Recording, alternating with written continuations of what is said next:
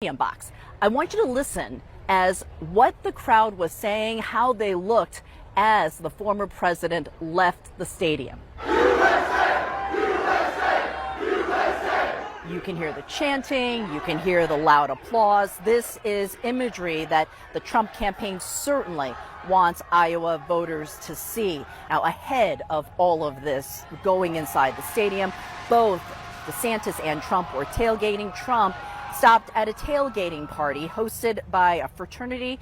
We saw him flipping burgers, signing footballs, even tossing some of those footballs. Doug Fuller's family has been farming in northern Polk County for generations. Now I get to call all the shots. He's already nervous about the cash crop he's about to start planting. Soybeans are the target of China's retaliatory tariff, 10% on certain imports from the United States, in response to President Trump's 10% blanket tariff on Chinese goods.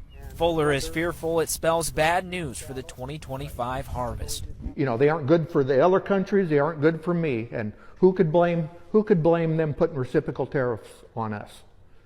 You know, it's just a match, you know, and nobody's going to win. China is one of the largest overseas markets for American soybeans. According to the USDA, the United States exported nearly $13 billion in soybeans to China last year alone. Fuller has already faced 2 years of bean prices dropping and says it looks as if the trend may continue. Last year we took a step back, and now we're taking another step back. So I'm, you know, many of us will, you know, we'll get through it, and it's going to be tough on others. That's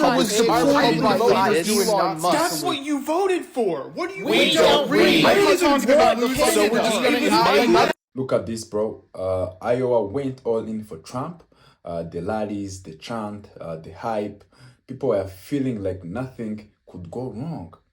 But here's the reality check. Nobody saw it coming. Tariffs, policies, decisions made in DC, they're hitting hard. And this is not just numbers on the spreadsheet. This is real life. Family farms, local communities, livelihood, breed for generations are shaking because of the choices made in the voting booth. And here's the kicker.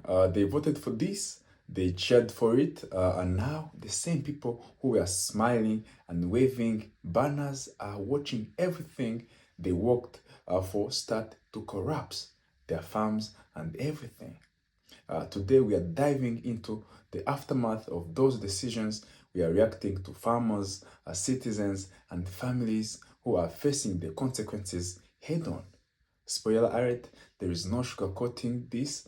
FAFO, and now it's hitting harder than anyone imagined. Make sure to like and subscribe if you want to keep up with these reactions. This is about seeing the truth, no cap.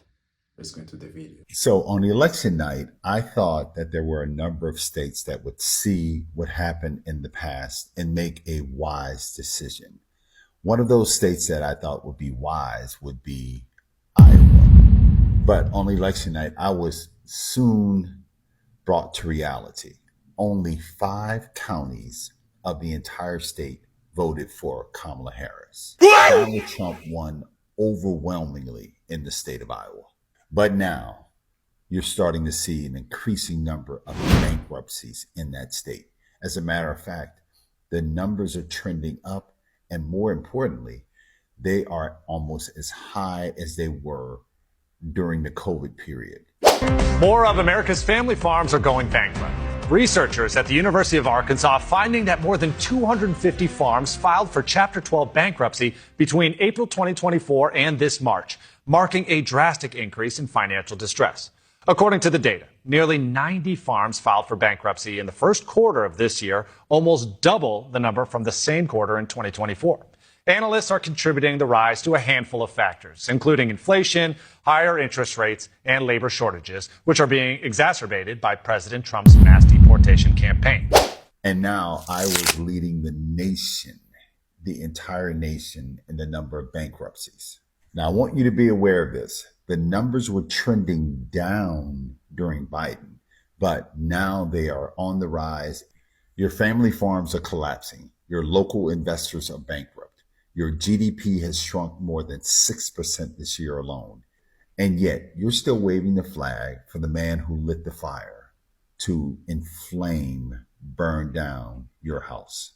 My mother would always say, you could take a horse to water, but you cannot make it drink. Now, I have a couple of questions. What has Trump ever done for you? What return did you get on your investment? I'll tell you what, you got racism, and you sure do love paying for it. It clearly will have a negative impact on our farmers. It's something that hasn't been talked about, I think, enough, is that the support that was there for farmers before Trump is honestly reduced since he's gotten in office. It's something that clearly he's shown he doesn't care enough about the farmers. They talk about making America healthy again, but then all the programs that went to making America healthier are being taken away, and for the sake of whatever they deem is more necessary than the health of our kids, health of our communities, all of the above, really. Yeah. I mean, look at this. Tariffs aren't just numbers. They are crushing real people out here. Families who've been farming for generations are staring at their livelihood falling apart. And the crazy part, they put the people causing this in power. Iowa, the heart of agriculture in America, voted for this. They thought Trump would make things great again. But now, the very industry that keeps their town alive is on the line. Soybeans prices, trade deals, exports, everything trunkled because of these policies. And it's not just about money. It's about communities, schools, local businesses. Everyone who depends on farming is about to feel this pain. When a family farm struggles, the whole town struggles.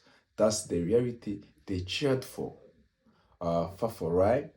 They wanted the political hype, the banners, the rallies, but they didn't think the consequences would hit them in their wallet, in their homes, in their towns. And now they are waking up to a reality that is harsh as it is inevitable. Let's continue. Hey, so y'all remember a few months ago, I told y'all about how Nebraska was going bankrupt, and there were several farmers who came on multiple social media platforms to talk about how they were scared they were going to be on the verge of losing their family farms, etc. Well, now it's Iowa's turn. So Iowa is the nation's largest exporter of soybeans, corn, beef, and pork. And who is the biggest recipient of those things? China. It's China. And now they are all worried because China has said, no thanks. We don't need your soybeans. Because China made a deal with Peru and they built a big honking port so that they could export those very same items from South America. So now you have these Iowan farmers that don't know what to do because it's now seed time. They would be planting now to harvest, in the fall. And even if they are able to plant and harvest, all of the migrant workers have fled the state. So they have nobody to help them with harvest time. Who knew? Who saw that coming? I don't know. Also, in that big, beautiful bill that syphilitic Sid is trying to push through, they're estimating roughly 86,000 Iowans are going to lose Medicaid and SNAP benefits. Personally, I think that's the workforce right there, right? If you are able-bodied as they state in the bill, you should be able to go to work. So I think the worker part, they could probably do something with that, right? But yeah, they say that state went overwhelmingly for syphilitic Sid. More than half of the state voted to put him back in office to screw them over. Anywho, yeah. And then there's North Carolina. He said, "No, I'm not giving y'all no money. I don't care how many times y'all ask. Y'all ain't getting no FEMA money because they're about to gut FEMA and get rid of FEMA as well." So, this is not necessarily an FAFO moment. This is a I'm glad you got what you voted for moment. All right. Y'all have a blessed day. The crazy thing about this bill going through is that it's going to cut almost $1 billion in Medicare funding. And Iowa severely depends on this Medicaid money because a lot of it goes to providing rural health care to these small towns, these dying small towns. For one, they are kept alive by immigrant populations who work in these factories like Tyson and JBS and Rembrandt. And this money goes straight to funding those small outreach healthcare facilities. Like, that money being gone is not going to pay for those healthcare workers. It's not going to be able to get you healthcare, and you're going to have to drive hours to get healthcare. Like here in Iowa City, like, you're actually screwed. And I hope you realize that, because you're getting what you voted for. And I feel bad for you, but also karma. And here's the bigger picture. It's not just Iowa's farms, it's entire communities collapsing because of the policies they supported. Schools struggling, towns losing jobs, families forced to make impossible choices. This is what happens when hype overtakes common sense. They voted for a promise, not for reality. And the reality doesn't care about banners, chants, or campaign slogan. It hits hard and it hits indiscriminately.